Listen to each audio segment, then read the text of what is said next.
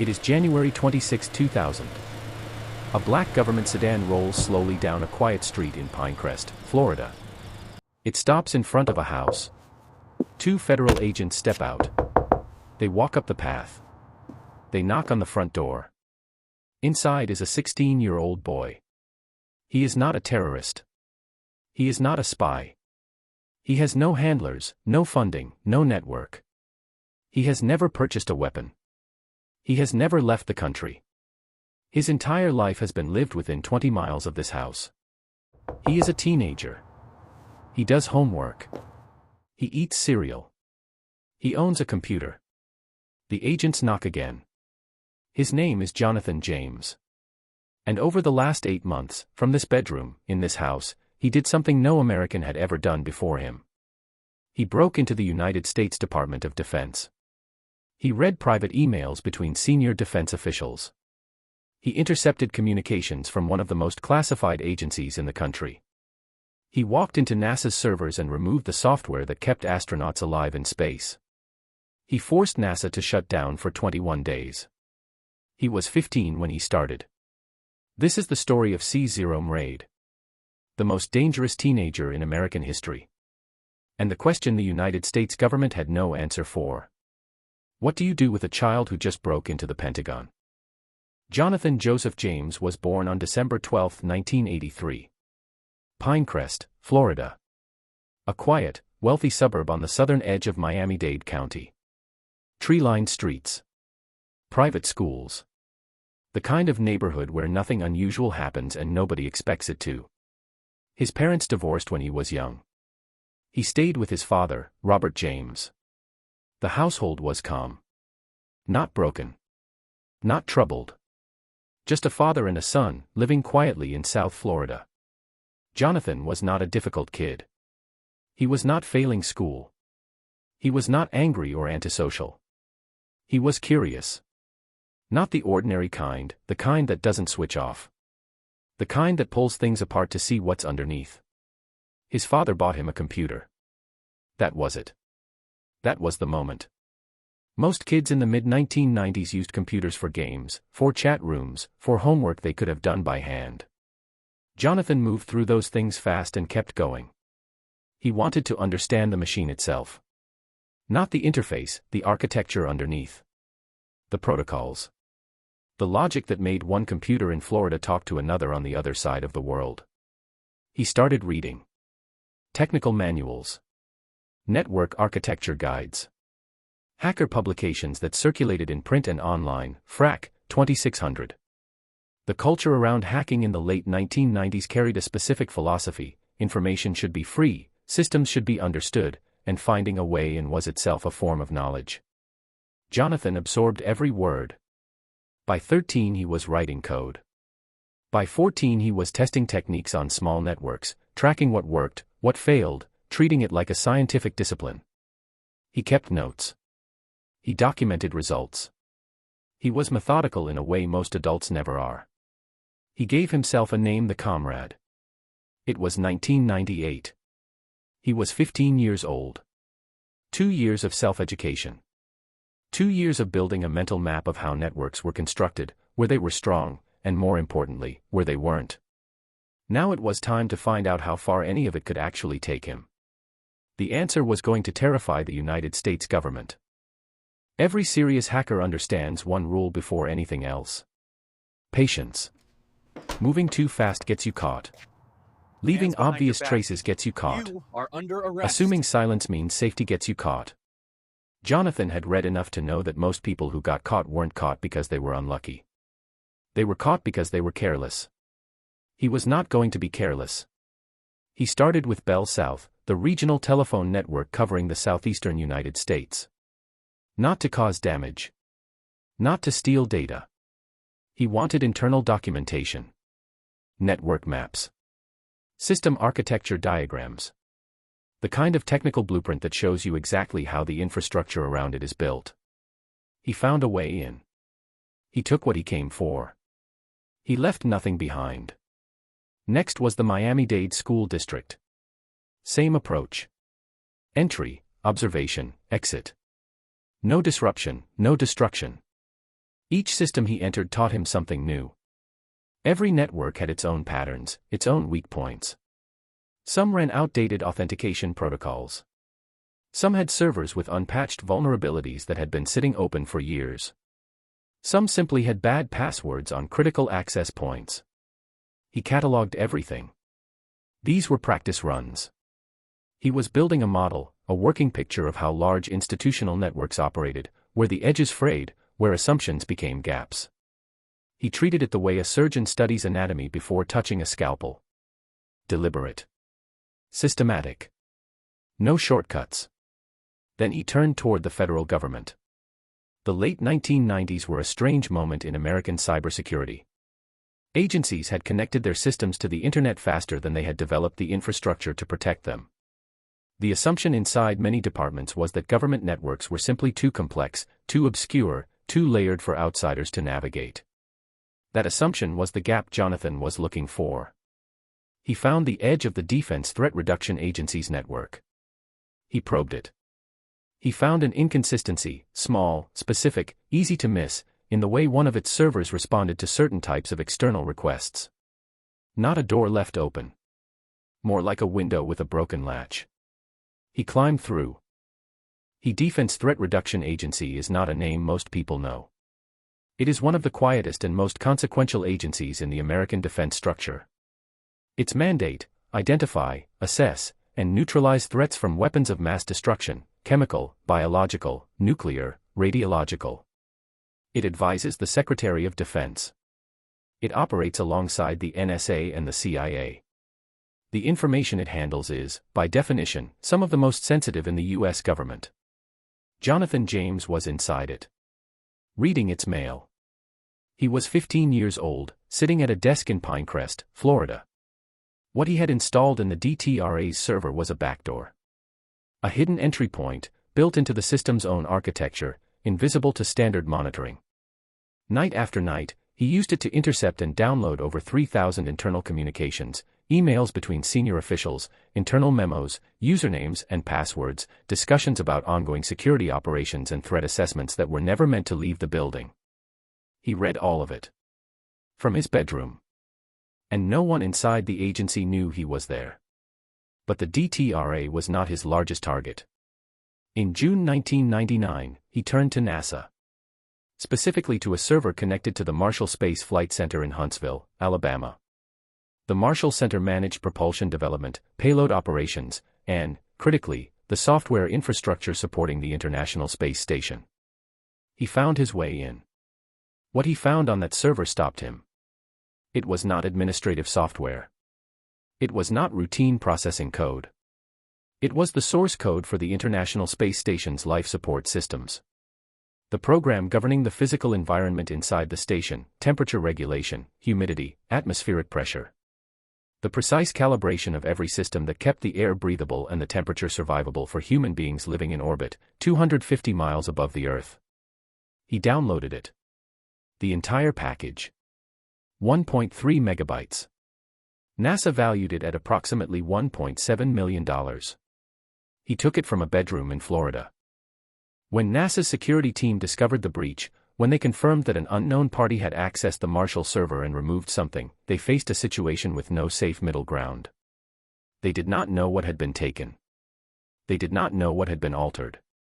They could not rule out that something had been planted, code that could be triggered remotely, at an unknown time, with unknown consequences. There was one option. Shut everything down. On August 17, 1999, the computers at the Marshall Space Flight Center went offline. They stayed offline for 21 days. 3 weeks. During an active mission. With a crew aboard the International Space Station. The agency that put men on the moon, that had operated the shuttle program for nearly 2 decades, grounded its entire computing infrastructure for 3 weeks because a 15-year-old in Pinecrest had walked through its servers. The shutdown cost NASA $41,000. The investigation cost far more. Jonathan James was careful. More careful than most adults working in the same space. He routed his access through chains of intermediary systems, university computers, corporate servers, foreign networks, creating layers of distance between each action and his physical location. He understood how forensic investigators worked. He had studied the techniques. He took deliberate steps to make the trail difficult. But difficult is not invisible.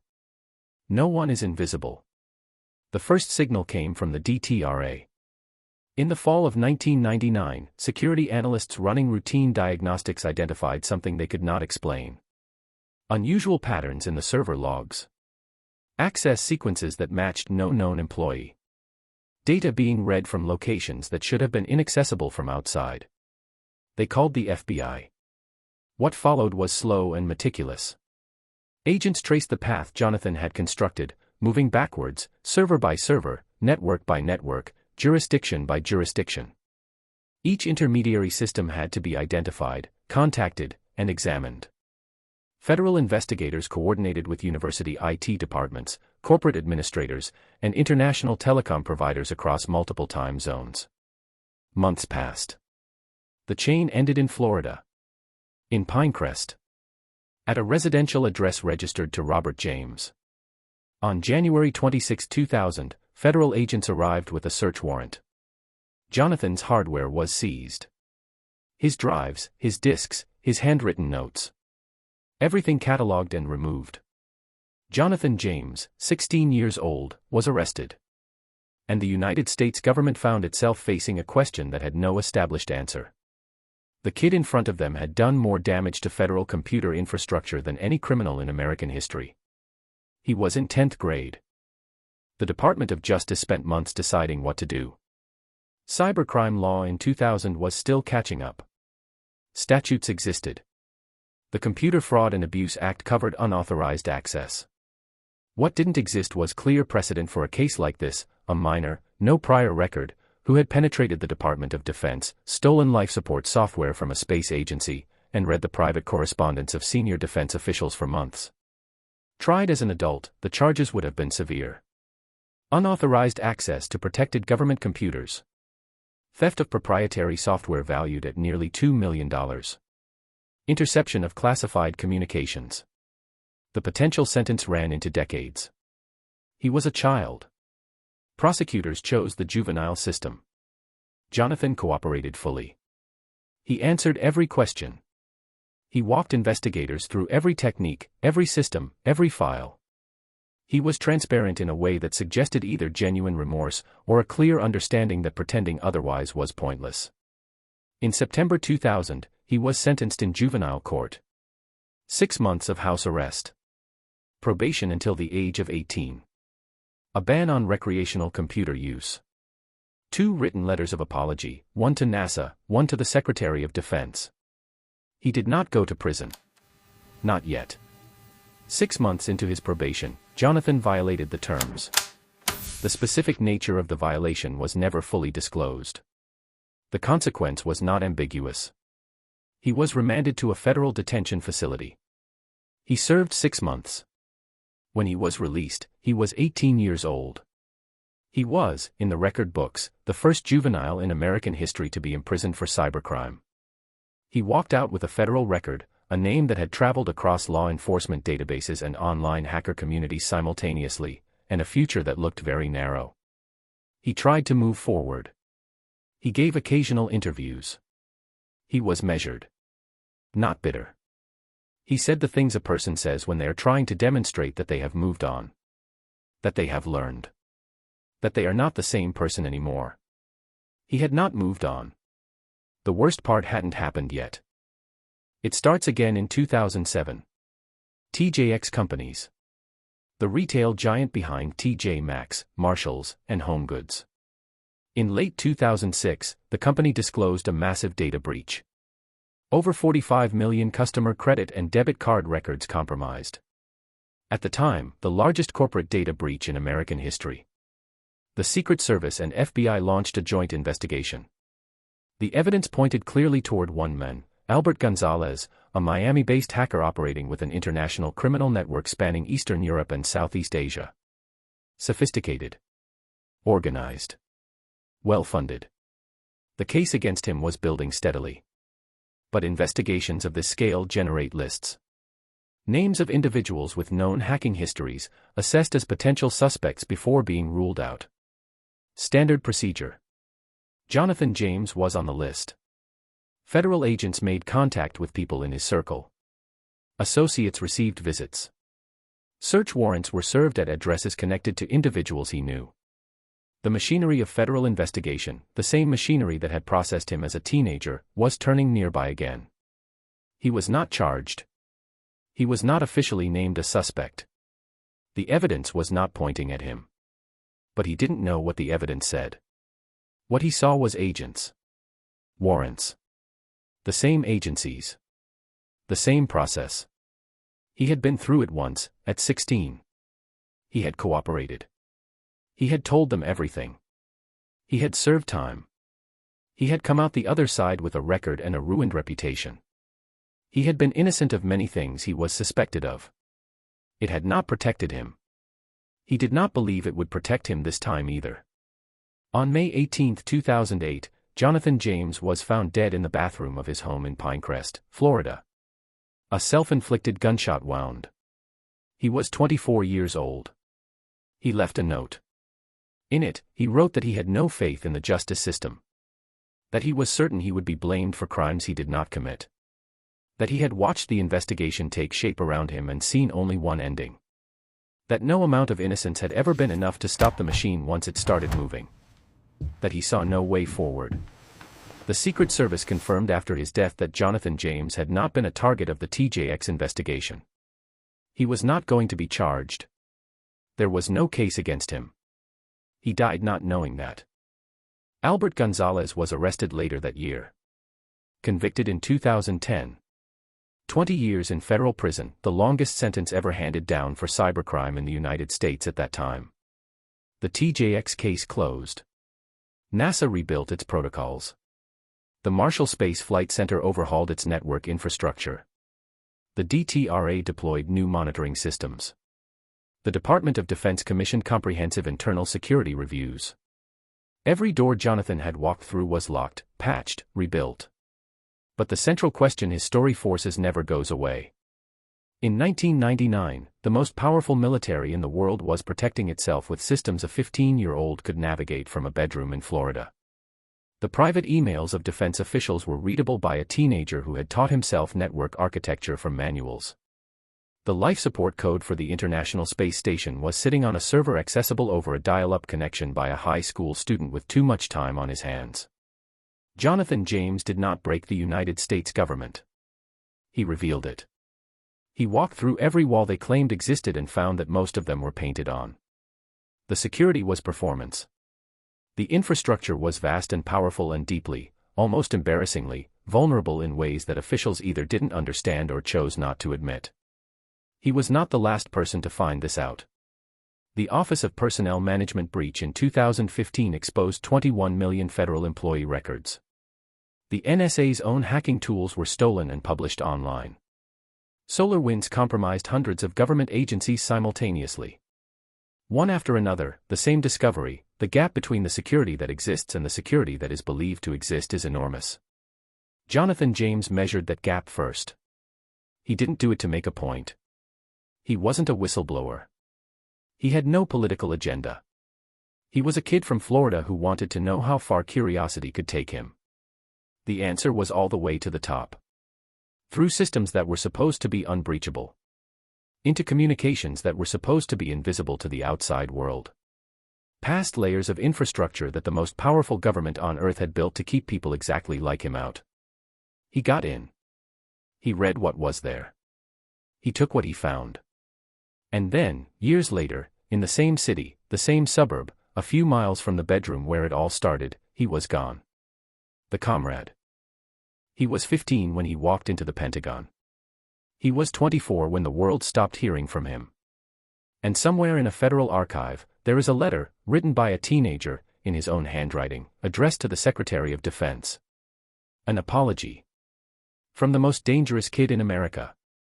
To the institution he walked through like it had no walls at all. Thank you so much for watching the video. Make sure to subscribe, drop a like and a comment if you like more interesting stories. Hope you have a good night.